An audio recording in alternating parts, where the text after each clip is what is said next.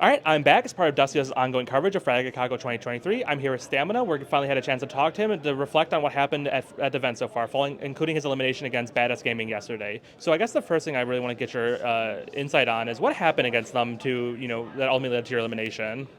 So we started out the series on Anubis, which was our comfort pick, and we took care of business on Anubis. And going into Mirage, we knew it was a strong map for them, and Dan's had a pretty big read that they would play very heavily for mid. So on our CT side, we decided we were going to kind of play off of mid and kind of play more for the sites and for the late rounds, knowing that they weren't going to have the greatest endings. Dan's was right on that, and it did work really well for us. We had an 8-4 half, which we then went into the second half, and we won T-Pistol, which was rare for us because on the day one of this event, we lost 10 out of 10 pistols. So being able to win that pistol could put us in a good situation. We had a 10-4 lead, and I think I failed to call really good adjustments against how they were playing. They were still also just playing for mid on their CT side, similar to their T side, and I was just calling a lot of stuff around mid, and we were getting kind of like picked off in the defaults and kind of crumbled. It was pretty poor calling performance from me. Going into map 3, we're pretty practiced on Ancient, but we haven't had that many reps with Dan, so we're a little bit inconsistent. We can do things well if the opportunities present themselves, but I just think we kind of ran out of gas and didn't play our A game. With that in mind too, we saw earlier in the event that it almost looked like it took everything out of you guys to beat straight aimers, and I think a lot of people were surprised by how much effort it took on your part to beat a relatively low profile mixed team of main players. Do you think you guys struggled this event more than you were expecting, and are you happy with your performance here? So we're actually happy with their performance. I think it was upsetting that we couldn't make it to the finals. I think that was our goal. But yeah, our struggles with straight aimers, to be honest with you, it was a unicorn series in my experience. We lost, I counted 10 rounds that were 5 versus 3, 2 versus 4, etc. And so these up number situations that we lost were just like crazy. I've never lost so many in my life. And well played by them. I mean, they were hitting shots, they were really confident. They were just happy to be here, and they didn't think they had a chance versus us, but they were like giving it their all, and we were like low on communication, low on energy, and I don't know, like it was well played from them, but I think Dan said it best. If we were a bad team, we wouldn't have been able to come back from a 10-4 and a 10-5 deficit, so we showed a lot of character. And this team does have. I mean, this team does have a lot of experience, a lot of character, a lot of big personalities on the squad. How did this squad come to be formed following the end of your time on Nouns? So in all of my teams that I've played in the last couple of years, since basically my peak Strife roster, I've never really found a 5 where I felt like truly comfortable as a caller, as a player. I spent a year opping, and following the exit from Nouns, I just wanted to build a team where I could really like trust everybody and know that we had like the right roles aligned, because excuse me, in most of these other teams, we were missing something really important, and I felt like I wanted to build a team where I knew everything was kind of set up how it needed to be for long-term success, because in my opinion, it takes like 6 to 12 months to really even get to your top level that you could be at as a team with the same 5. So I just wanted to build toward that, and I just kind of handpicked everybody one by one, and it worked out. So it's working out so far.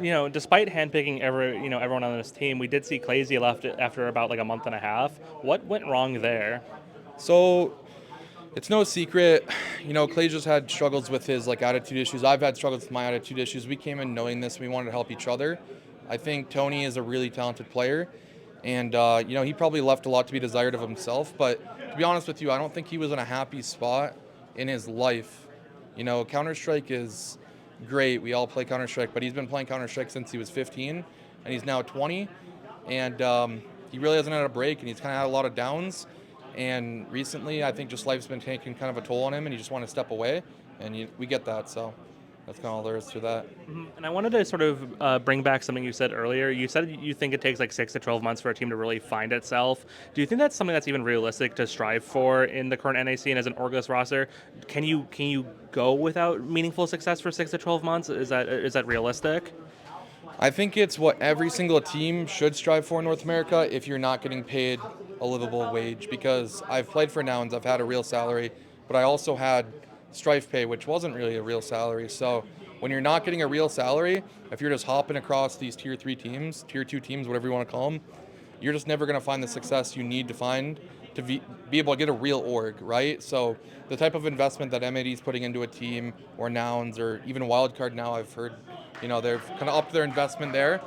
To be able to get that, you need to stay together for a while and like produce consistent results. And more importantly, these need to kind of revolve around like the RMR, a DreamHack event, an ESL Challenger event, etc. And you're just not going to find that under 6 months. Looking towards the future of this team, as we are on your sort of roadmap to that 6 to 12 months, you're currently now in ESEA Advanced. And I think you're sort of in a similar situation to what a lot of people thought about Limitless last season, where it's like, okay, this team, like de jure, kind of needs the win, needs to at least make relegation. Um, is there like a hard expectation for you guys to make a deep run in Advanced? Obviously, I think like our egos speak more than anything. Like we want to make that run, but we've had the talk to one another that we really don't care. We don't really care about ESCA League. Everything for me and the guys revolves around qualifying for more meaningful events. Katowice, Cologne, ESL Challenger events, the RMR. These things matter way more than playing ECL every season. I've played ECL 10 plus seasons. DJ's played it 20 seasons. Noah's been to 3 majors. Noah's 3 majors mean a lot more than our 25 ECL seasons to any of us. So for us, ECL is not really that big of a deal. And Dan's going to be playing playoffs from Europe. So, if we don't make the run, we don't make the run. We'll run it back. So he's going. He's going away for the holidays. If the team has to play another season of Advance, is that just fine to you guys, or what does that ultimately mean if you don't make relegation? We started out the season, I want to say 7-0 or 8-0, and we were just kind of like destroying everybody. We were beating good ECL teams in scrims. We made it to the day 2 of the Atlanta qualifiers playing MAD, who ended up qualifying for Atlanta, and we played them close, and that was with Clasia. This came after like 6 weeks, 7 weeks of practice with Clasia, and we had gone through like a couple map cycles, gone through all of our maps. We had a lot of things down, a lot of structure. And that all resets. As soon as you make a change, it resets. I don't care what anybody tells you. I don't care if you've seen Liquid make changes and look okay at an event. It resets. Like when teams are playing and they're finding results without that time, it's largely just individuals, kind of making things happen. So right now we're in that period where we've reset and we have to rebuild kind of that structure back up, especially considering Dan's is a lot more aggressive than Tony was.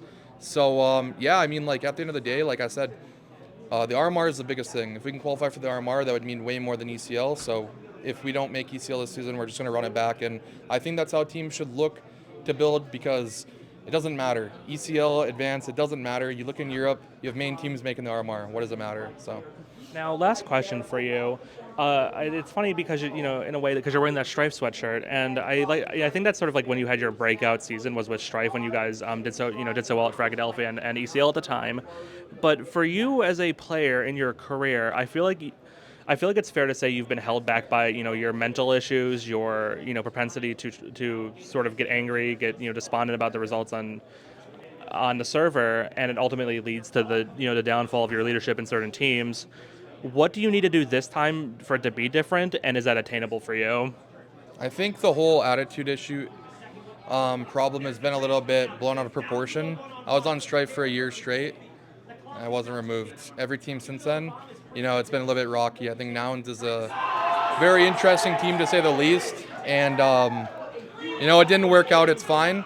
But I think it's a little bit blown out of proportion. And I think I've done a lot of things in my career to improve, not just as an individual, not just as a leader, but also as a person. And I think I'm on the best path I've ever been. And I think this team environment's the best I've had in my entire career.